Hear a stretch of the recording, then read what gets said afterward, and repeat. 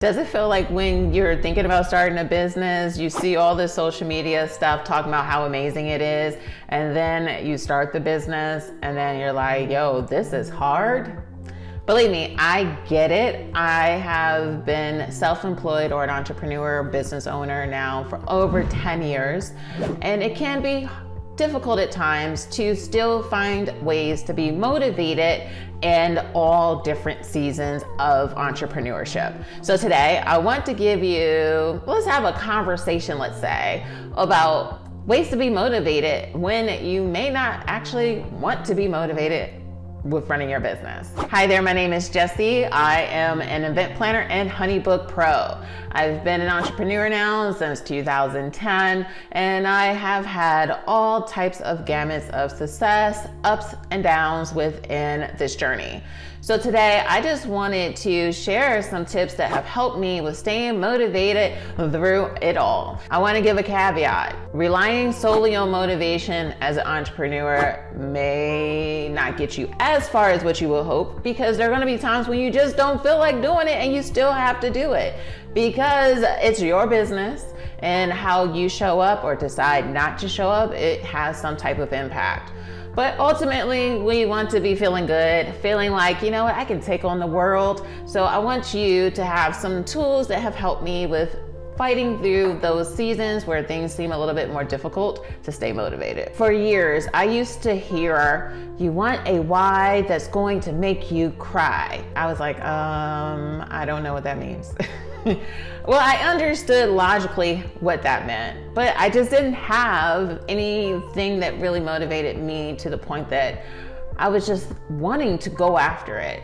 It wasn't until recently that it made a ton of sense as to why it was important to understand my why. Understanding your why will help you with getting in this high energy mood to really get things going. I won't do things just to do things. I will do things because I'm motivated or inspired to hit a specific goal. The goal can't just be money. Some people, if you're motivated by money, I don't think that that's going to be like necessarily the highest level, but what you may do with the money could possibly be the reason that would motivate you.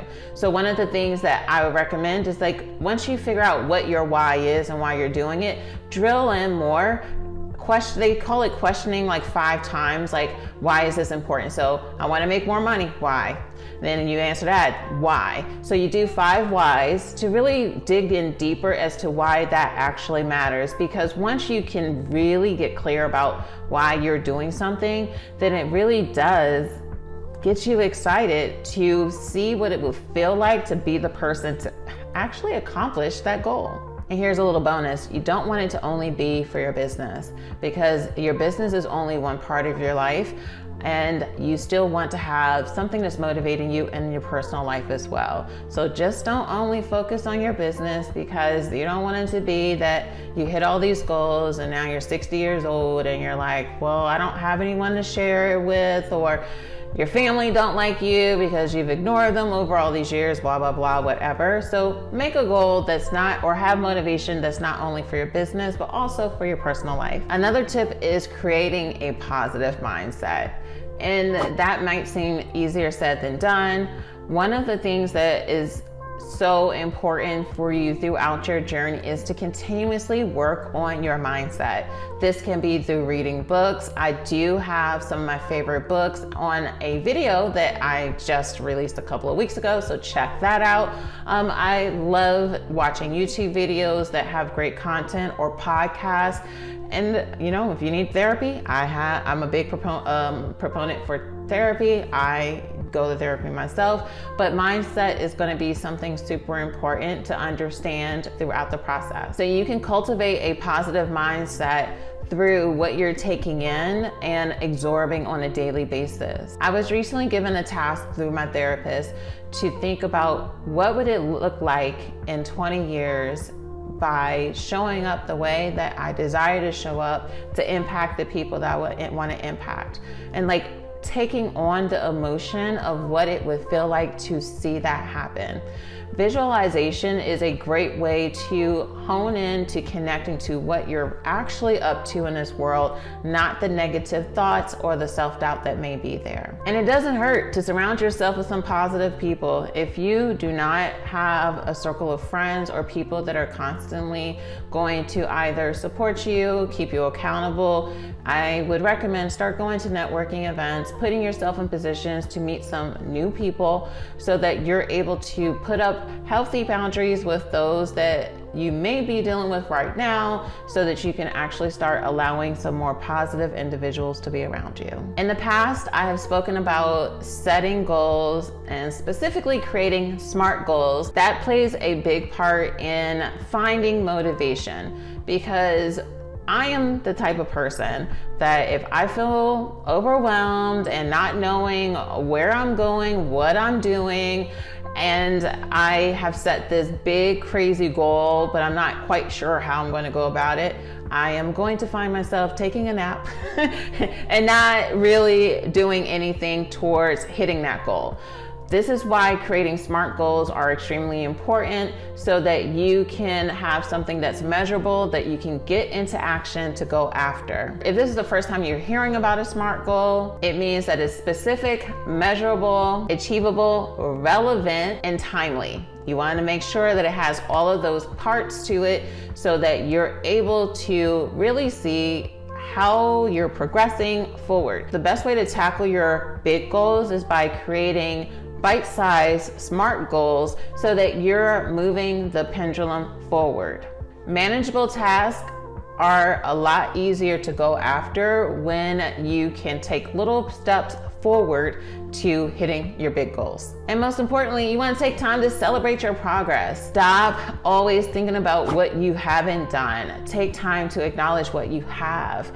I actually, in my office, I put a jar that I'm putting Post-it notes in to celebrate all types of wins, because I know that at moments it can be easy to think about, oh, I really want to hit this goal, I really want to hit this goal, but then I won't acknowledge the fact that, oh my gosh, you became a certified pro. Oh my gosh, you had the opportunity to travel here. Oh my gosh, like whatever it is that is true for you, you don't want it to be that you're so hyper focused on where you're going that you're not celebrating the steps and the progress that you're making along the way. I love schedules. So of course, the best way to keep someone like myself motivated is having a schedule that I can follow, because staying focused and productive keep me motivated. I find on the days where I'm just out in the streets, just allowing time to just pass by, I don't get much done, and then it just perpetuates the feeling of not feeling motivated or inspired to do anything. So I do recommend you creating a schedule and a routine so that you can follow something that's realistic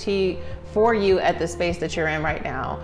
For someone like myself, I've been in business for a long time. I realized that the schedule that may have worked for me 10 years ago is not the schedule that's gonna work for me today. So I have given up the fact that I used to wake up at 4 a.m. and be up all day and run and work out twice a day. I used to do all those things. Jesse can't do all that right now. And I don't really desire to do all of that right now, and that's perfectly okay. So you want to set a routine that's going to be conducive for what you're building, your life, your non-negotiables, so that you can move forward and feel motivated. Most importantly, you want to include some breaks and some self-care in that schedule. It's not going to be fun if you're just working.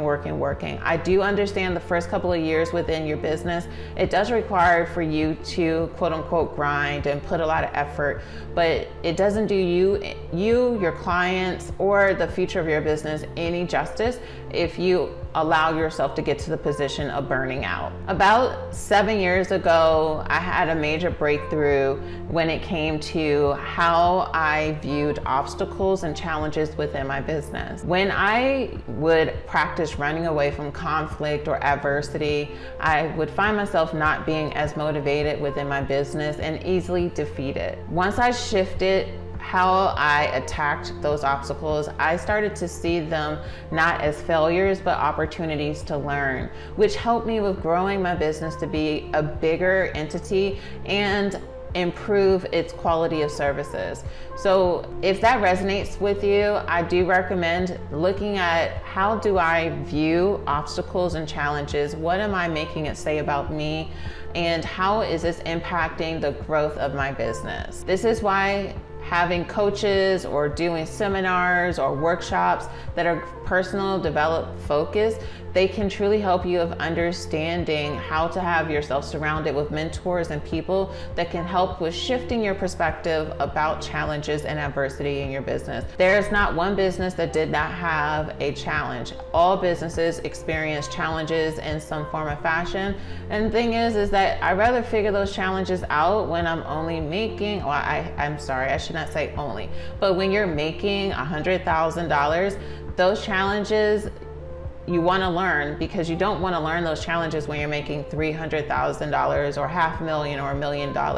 I'd rather learn those lessons in the beginning so they're not as costly as when your company hits a seven-figure mark. So I thought this video would be helpful for anyone that might be in a position where you're like, oh my goodness, I didn't start the year as strong as I thought I would start it. Or you might be an OG like me that's been doing it for a long time and just finding yourself a little bit discouraged at moments because it can be an overwhelming journey, but it's so worth it. I just encourage you to surround yourself with people that are going to hold you accountable and encourage you to push forward. I hope that one of these tips can be helpful for you to rethink about your business and get inspired again. I would like to know which one of these tips have been the most helpful for you, and I'd like to hear what's a tip that you use to keep yourself motivated in your business journey. I look forward to having you follow this journey and hearing more from you. So don't forget to subscribe to this channel for some other great videos and content like this.